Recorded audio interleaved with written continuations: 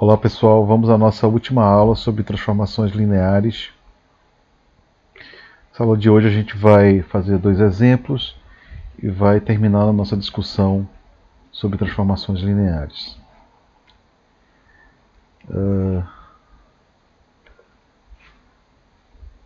Deixa eu colocar aqui na nossa última aula.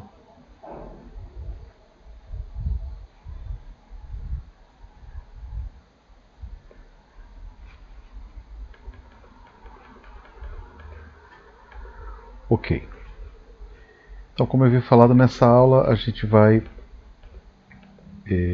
terminar a nossa discussão sobre transformações lineares, né? E por último a gente vai discutir composições de transformações lineares. Muito bem, antes da gente começar com o nosso exemplo, o primeiro exemplo da aula, deixa eu só relembrar o conceito de matriz de transformação linear, né? Ou seja, na aula passada a gente viu que você tem uma transformação linear de V para W, e V e W são espaços vetoriais de dimensão finita e equipados com bases beta e beta', né? Então a gente sabe que a gente pode expressar, né, a imagem da transformação linear num vetor V da seguinte forma: as coordenadas de t de V na base beta' vai ser quem? Vai ser o produto da matriz beta beta' multiplicado pelas coordenadas de V na base beta, onde essa matriz, que a gente chama de matriz da transformação linear, é uma matriz que é formada dessa forma aqui, né? As colunas da matriz, né, são formadas pelas coordenadas das imagens da transformação linear numa base beta com respeito à base beta'. Então a primeira coluna, por exemplo, vai ser as coordenadas de TV1, onde V1 é o primeiro elemento da base beta. Então vai ser as coordenadas de TV1 na base beta'. Né? Essa vai ser a primeira coluna. A segunda coluna vai ser as coordenadas do vetor TV2. O V2 é o segundo elemento da base beta. Né? Então vai ser as coordenadas de TV2 na base beta'. E assim por diante. Então V1 é o primeiro elemento da base beta, V2 é o segundo elemento da base beta, três pontinhos, Vn é o nésimo elemento da base beta. Então você calcula a primeira coluna, as coordenadas de TV1 na base beta', e a última coluna da matriz vai ser as coordenadas de Tvn na base beta'. Isso gera uma matriz, que é a matriz da transformação linear. Essa notação beta beta', né, relembrando a vocês, está dizendo que no domínio da minha transformação linear está equipado com uma base beta e o contradomínio dessa transformação linear está equipado com uma base beta'. Tá certo? Então a escolha das bases faz diferença para você calcular essa matriz. Uma vez que você escolheu essas bases, né, você pode expressar qualquer transformação linear através de uma equação do tipo 6 aqui. Tá? Certo? Ou seja, o que a gente viu na aula passada foi que qualquer transformação linear você pode expressá-la via produto de matriz com as coordenadas do vetor no domínio. Né? E então existe uma conexão realmente profunda entre matrizes e transformações lineares. E essa conexão é dada por essa equação 6 aqui, por esse teorema que está aqui no slide, certo? Então essa foi a principal mensagem da aula passada. Então nessa aula a gente vai continuar a nossa discussão, de fato a gente vai terminar a nossa discussão. Né? Então vou começar essa aula com um exemplo. O exemplo é o seguinte: considere beta uma base de R2 e beta' uma base de R3. Certo? Ele pede para você encontrar uma transformação linear de R2 para R3, cuja matriz dessa transformação é dado por essa matriz aqui 3 por 2. Certo? Esse é um exemplo bastante simples, bastante natural, mas que facilita aqui para a gente entender o que aquele teorema traz. Né? Então vamos lá. Por definição, ele está querendo achar uma transformação linear que a matriz dessa transformação na base beta e beta', né, seja dada dessa forma aqui. Tá certo? Ok, então essa tal transformação linear eu vou chamar de T, né, de R2 para R3, ela deve satisfazer o quê? Essa matriz, essa transformação linear tem que ter uma matriz de beta para beta' dessa forma aqui, né, onde a minha primeira coluna é dada por 0, menos 1 e menos 1, e a segunda coluna é dada por 2, 0 e 3. Isso é o dado do problema, né? Onde 1 e 1 é o primeiro elemento da base beta, né? E 0 e 1 é o segundo elemento da base beta do R2. Certo? Então essa tal transformação linear ela tem que satisfazer essa propriedade aqui. Né? A primeira coluna tem que ser dada por esse vetor aqui, e a segunda coluna tem que ser dada por esse vetor aqui.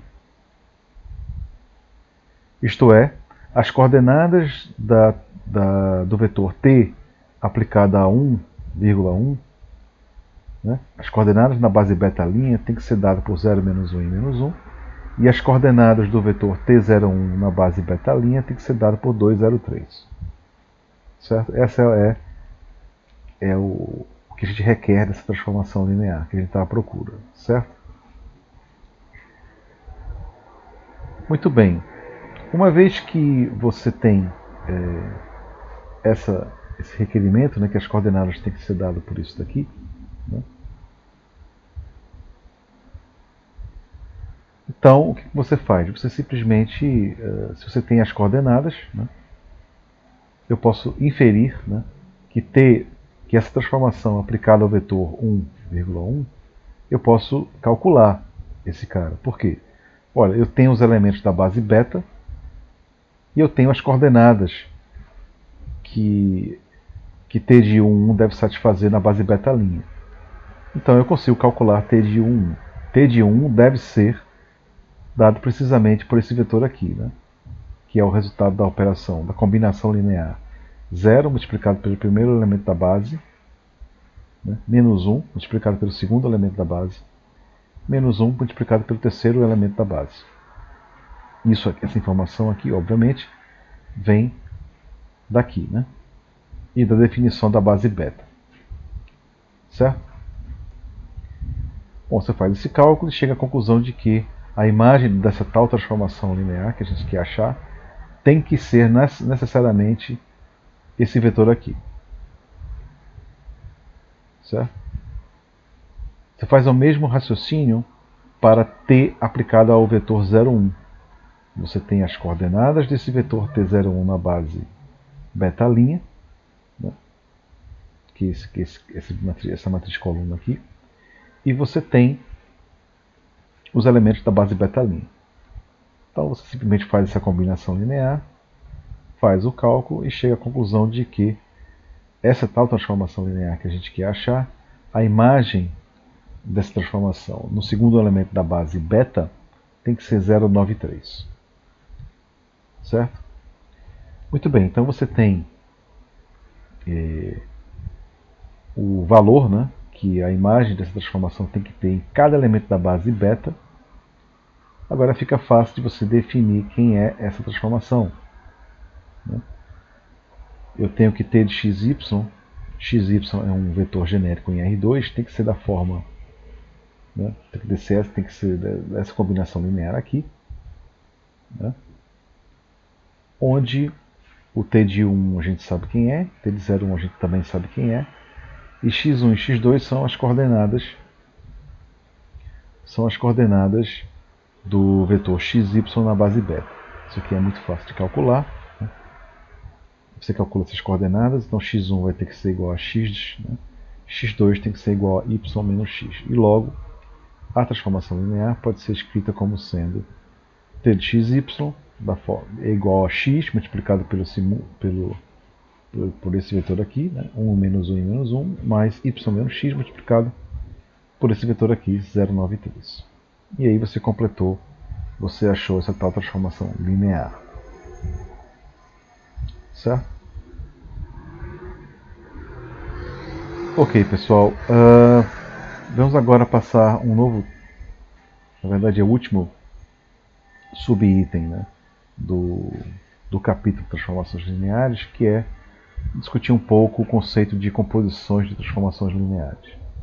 Nada mais é a composição de funções, e a gente vai ver como é que a matriz da transformação linear da composição, né, de transformações, ela se comporta, certo? Então eu vou considerar aqui primeiramente duas transformações lineares, T, uma transformação linear de V para W, S, uma outra transformação linear de W para E. Né? Então, obviamente que, dadas essas duas transformações lineares, eu posso considerar a transformação linear composição S bola T. Composição no sentido de composição de funções mesmo. Né? Então eu posso compor a função S com T. Né? E como é que a gente define essa composição? Da forma clássica, forma padrão, quando você define composição de funções. Afinal, T e S são transformações lineares, mas antes de tudo são funções. Então, você pode usar aquela propriedade que a gente aprendeu no ensino médio, de composição de funções. Né? Então, eu posso definir a composição dessas transformações lineares de S bola T da forma usual. Né? S bola T aplicado ao vetor U vai ser simplesmente S aplicado ao vetor T de U. Então isso aqui me dá uma função bem definida de V para I, certo? E essa função, composição, é uma transformação linear. Isso aqui é bastante óbvio, né? Porque tanto S quanto T são transformações lineares, e portanto a composição, da forma como eu coloquei aqui, está bem definida e é uma transformação linear de V para E. A questão, na verdade, aqui é, ok, como S bola T é uma transformação linear, e como eu sei daquele teorema que para cada transformação linear eu posso expressá-la via a matriz da transformação linear, a pergunta natural aqui é quem é a matriz da transformação linear S bola T.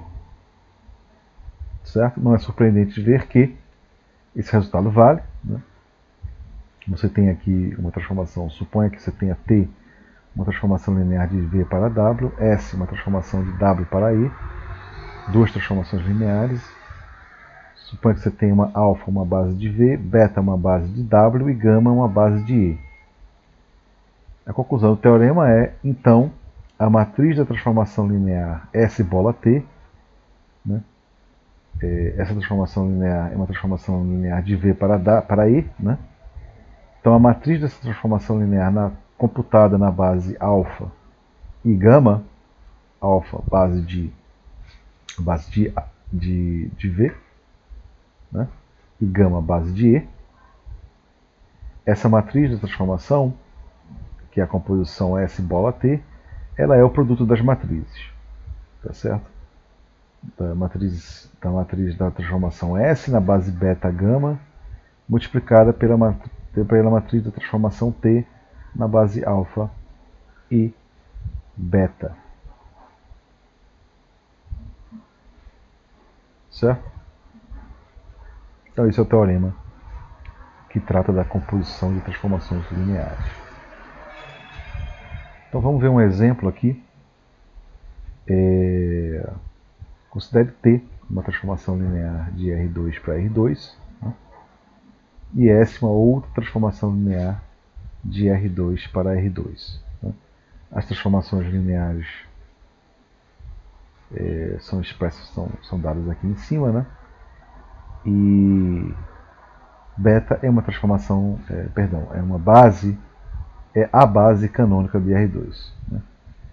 Muito bem, então a gente sabe que nessas condições a matriz da transformação linear T na base canônica ela pode ser expressa dessa forma. Né?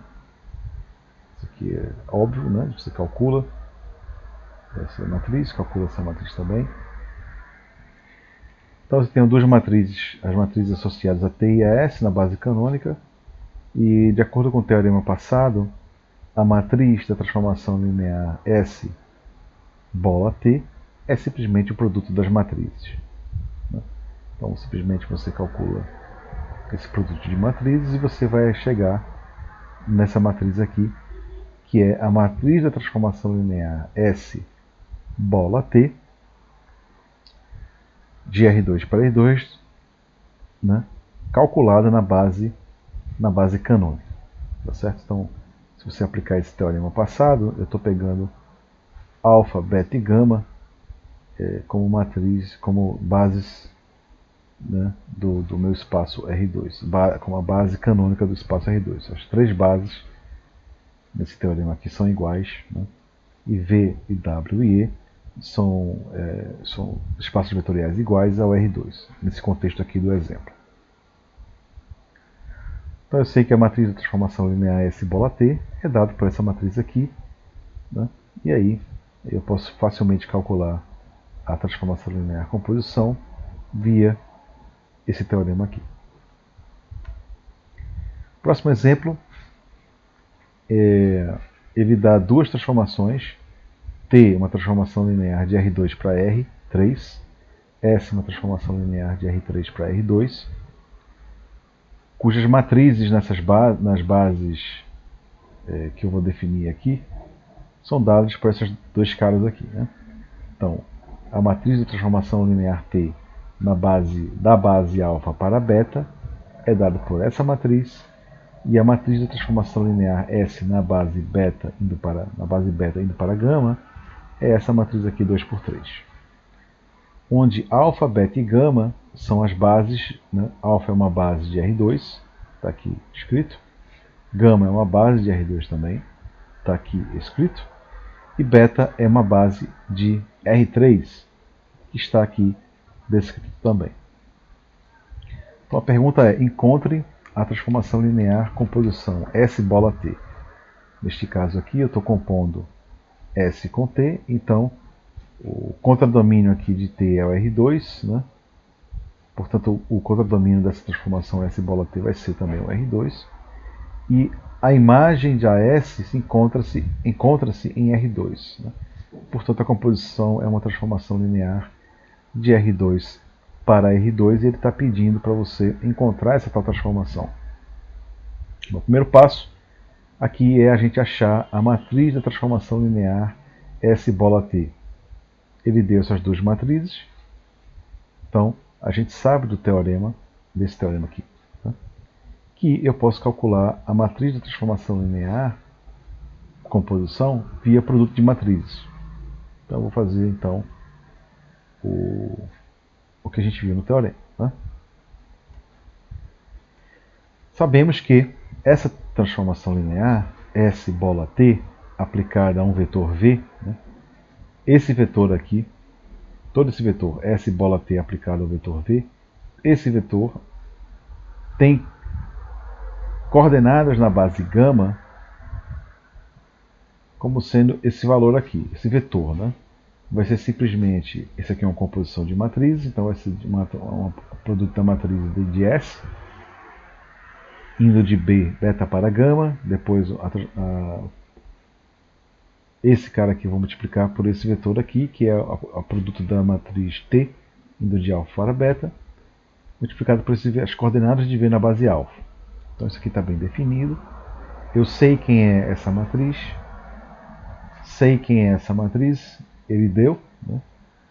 Ele deu aqui no enunciado, certo? Então basta, para você terminar o exemplo, né? Basta você calcular,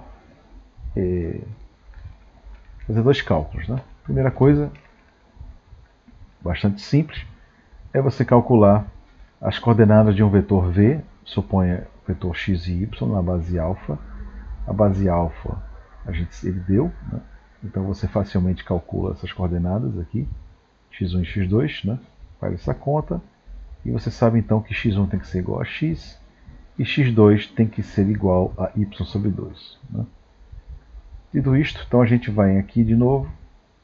Eu sei que as coordenadas de S bola T aplicada ao vetor V, a coordenada desse vetor na base gama vai ser a multiplicação dessas matrizes. Então você vem aqui, multiplica essa matriz 2 por 3 por essa matriz 3 por 2.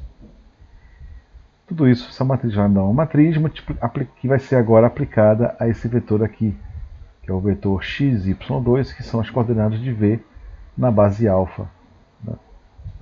Então você faz essa conta e você chega na seguinte conclusão, que as coordenadas de S bola T aplicadas ao vetor V na base gama é essa matriz coluna aqui. Conclusão, S aplicado à transformação linear T num certo vetor x e y, né? Vai ser quem? Vai ser essa matriz aqui multiplicada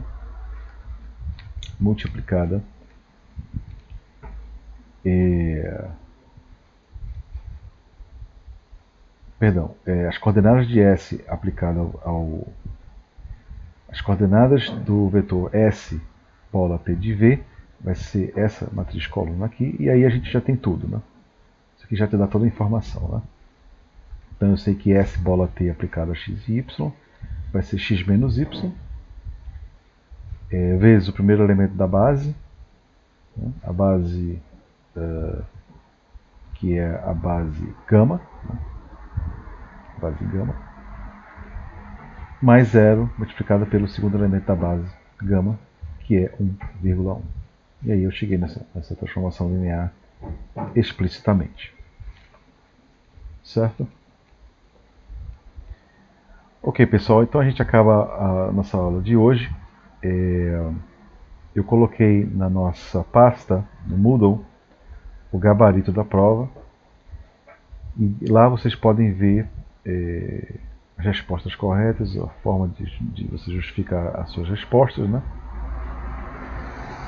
E ainda hoje eu vou colocar as notas, vou enviar para vocês por e-mail as notas de todos os alunos que fizeram a prova, né? Ainda hoje eu enviarei essas notas, ok? Muito bem, pessoal, então na próxima aula a gente vai começar um assunto novo, que é o cálculo de autovalores e autovetores de matrizes. Um abraço.